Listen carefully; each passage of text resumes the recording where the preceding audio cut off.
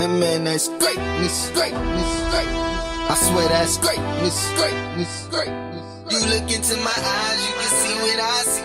If you can say the world won't be the same without me, then we call that greatness. And that's a blessing. But wait a second. And then we have Alex. He's in Australia, meanwhile, playing baseball. Yeah. So tell us a little bit about your setup there and where you were playing. Sure. Yeah, so I was in Canberra, which is the capital of Australia.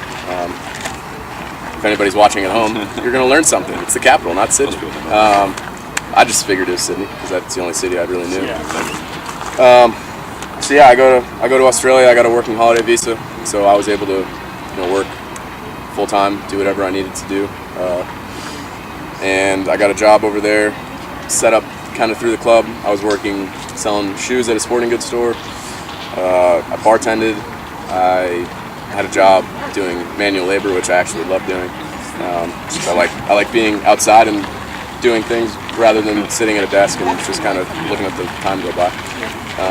And then on top of that, I lived with a host family, and we played. I want to say it was like a 30-game season, so we played 2 a week. And then the good thing about the Australian League is that they have pretty much every state league has a 3 or 4 week gap around Christmas. And that's the middle of their summer because it's opposite of the northern hemisphere. So we had, just in case anybody doesn't know, learning more things. I'm just, so I had 3 weeks to travel. I did the coast for a little bit, did New Zealand for 10 days, which was incredible. And the baseball itself wasn't too bad either. It was a good time, and I went straight from there back over here after the season. So I didn't have any time to go home in between. But so now you spent a season in Europe, a season in Australia. Obviously in Europe they're paying flights, there's salary. You probably have your own apartment instead of a host family, and then there's Australia where typically they don't pay a salary. But how did you find that? You were making more money in the end, weren't you? Like it was maybe financially a better situation. Yeah, I mean everything in Australia is expensive. Like you go out to eat, and it was just like, okay, I'm making $22 an hour, but spending $17 on pizza. So it's like, where's all the money going? It all kind of evens out, really. I mean, the cost of living's on paper you're making a lot of money, and it's almost worse because you're making it all and then you're spending it all, and you're like, you'd rather just not make anything. But have either of you guys had to dip into your own savings or own pocket for this experience? No, I mean, up front, I had to buy my plane ticket to Australia, but I made that back. Austria last year in Europe. I mean, I made money playing. They cover the expenses pretty well, so pretty much the extra money that you're getting is just spending money. Depends. I mean, obviously, if you go out every single night, you're going to spend all your money, and if you're eating meals at restaurants, you're going to lose all your money. But no, I didn't. I'm financially I'm good. Yeah, hanging in there. Last year, for me in Bad Homburg, when I went over there last year, I wasn't getting paid a salary. They paid for my living and health insurance for this, and that was it. I ended up breaking even in the end because of working camps. We had made some pretty good money working an American sports camp in Frankfurt, and then we had our own camp and some mini camp projects in between. So I ended up breaking even there, and I'm saving a little bit of money in bond, making a little bit more money. They paid for my flight. Okay, so now you're with the bond capital. Yeah, now this year in bond, 2015, they paid for my flight, health insurance, apartment, all that, and then a little bit more money on the side. You have health insurance? Yeah, German socialism. And now he's a little more established. First year on, proved himself. Exactly. Now he's in high demand. I'm wearing bubble wrap on my off days. Yeah, I was fortunate enough to get a German passport, and also played well last year, so sort of established myself. But I'm going to stay over the off season, and they're going to continue to pay for my apartment and all that. And, I also got like a small part-time job that the club has helped me with to get working at the World Conference Center. Especially with any new passport, you can work, right? Yeah, exactly. You apparently speak German now, out of nowhere. Yeah, it's out of nowhere. We were in a cab a couple nights, or now this is like a month ago, but the cab driver's speaking to him in English, and you're just speaking back to him in German. I'm like, how do you learn German? Who's this guy? Who is this? What do you do with Eric? Yeah. All right, so how's it going in Bonn? You know, you were at Bad Homburg, towards the bottom of the division, and now that was the South division. Now you're in the North, right? Yeah. Last year in Bad Homburg we were in the South, playing against really good teams pretty much every weekend. We went through a pretty tough losing stretch. Is the North better than the South? No, I think the South is better as far as the depth of the team is split. And like for example, this year in Bonn we're 17-1, and I mean we should beat Regensburg in the Regensburg Cup a month, weeks back or whatever. We think that we have maybe the best team in Germany at least. Last year, Zollingen won the championship in the North. So throughout the course of the, you guys are pretty loaded up. Yeah, we think that we have a pretty good shot this year. So maybe throughout the course of the season, the competition is tougher in the South, week to week, especially with the depth of the teams. But we think the top teams in the North are just as good as the top teams in the South. So. I think they're pretty much evened out when you get to the top, right? Yeah, exactly. When you come to playoffs. So then Alex is now he's in the Czech Republic with Ostrava. Yep. Through that connection, which started in Pfingstball, made your way to Prague Baseball Week, and then with the catcher of the Czech national team. So now you're living with Czech. He's my roommate. You're playing in the Czech top league, which is the Czech Extra Liga, with the Ostrava Arrows. Yep. All right. So what's your setup like? So yeah, me and Peter live together. We're 2 blocks from the field, so we walk there whenever we have games or practices. We have a pretty good routine that we're in now at this point, I guess. So we practice 3 nights a week, and then there's another night that I'll help out with the kids' practice. I don't have to practice, which is nice. Then we'll play. The way the league is set up, it's 8 teams. You'll play a 3-game series at home with one team, or against one team, and then a 2-game series on the road against the same team. So 5 times 7, 35, I think. And then the next year you flip how many the road games and home games. But yeah, we've had that. We've had the Bookbinder Cup, which was another 3. We had the Euro Cup qualifier, which we hosted at our field. It's another 6 games. We play 6 games here this week. So in 3 months I've played. It'll be maybe 40 games or so. We played 25 in season so far. Pretty standard by European. And we actually have a few midweek games sprinkled in, which is different than I think most of the European leagues. Usually it's just weekends. We don't have any. We only play on the weekends. We sometimes mix in some inter squads during the week, or the pitchers will throw a live bullpen during the week just so guys. I think you got the reflection of that in my eye. Outside of the Bookbinder Cup and here, all the games on the weekends. That's pretty much standard games on the weekend. So, but yeah, I mean, you get into the routine.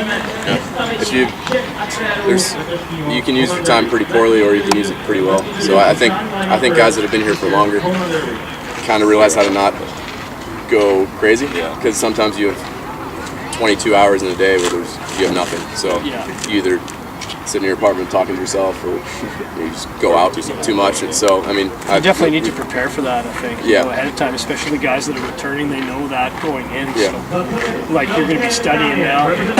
I think that's always a good thing. Like, that's what's good about Australia, because you stay so busy. Because I was working like 40, 50 hours a week. Okay, so now you guys are, the Czech League, German League are one of the 2 of the better leagues in Europe.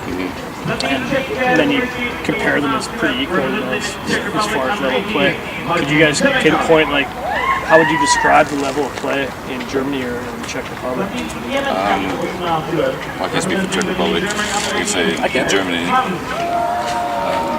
like the good teams are sort of as like a U.S. comparable, like good Division I college teams in the U.S. We have some pro guys sprinkled in there, like with the import rules, and a lot of the imports are former pro guys who have been selling.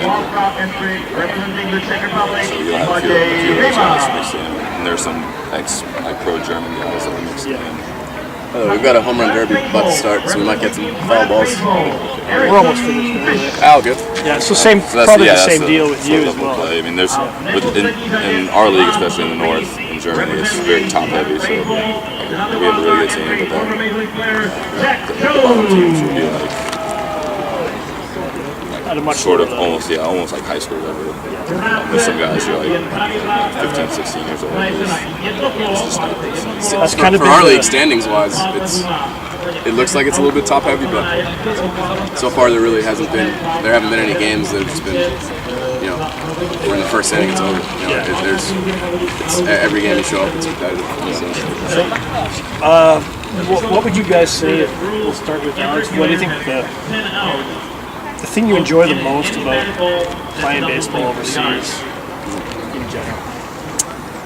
I mean, I love traveling, and this is the cheapest way to do it. I mean, it's not even cheap. I'm making money doing it. It's my job. So, I mean, just the amount of... I had a list the other day. I put a note in my phone about how many places I've been. And it's like, last year, I think, at this point, I'd only been to 4 countries, and now it's going to be 18 in a couple weeks. So, you get to see the world, which is great.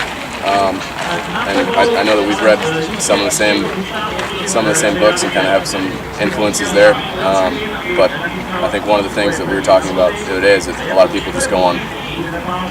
They're always putting off their trip. They're always like, oh, I'll just next year I'll travel. Or, once I make more money and have all. It's like rather do it right now, and I can have a backpack and just go wherever I want. I don't have a mortgage. I don't have kids. I can go anywhere, and it's not me taking 3 weeks off work, flying over to Europe, and going on a guided tour. It's like I wake up, and if I feel like going to Poland for a day, or if I feel like going somewhere, I can usually just say, hey, baseball club, I'm gonna take some time off. So there's a lot of freedom, and I guess if you learn how to use your time well, it's good. Like I'm in a good routine during the week. Just go to the gym, come home, cook lunch, book club, read for a little bit. Do what you want when you want, and play baseball and experience other cultures. You can't do better than that. I'm pretty sure you say the same thing. The experience, you get the culture, and you play Top baseball. that. So you're always. I'm much more happier now than I was when I was working my 9-to-5 job in the States. You're around baseball all the time. You think about how great an opportunity it is. Just appreciating it, being able to travel. And this is a great week too, doing the Prague Baseball Week. I mean, if anybody watches this, I hope people watch this, and they find a way to get over to Europe to play. I think coming to a tournament like this, or just meeting the other import players wherever you go, you just get. I wouldn't even call it networking. You make friends with them because everyone's hanging out, and you go out and have a good time, and then people say, hey, you're good. Come play for our club at this tournament, or you find a good way to get connected with other clubs and maybe get an offer for the following season, and that's what I was saying before. It's tough to get out of it because if someone's like, hey, come play baseball in Italy next year, it's like, well, okay. I was really gonna go get a desk job, but I guess I'll go to Italy. Speaking of that, are you guys gonna reunite then? Are you gonna get him on bond next year?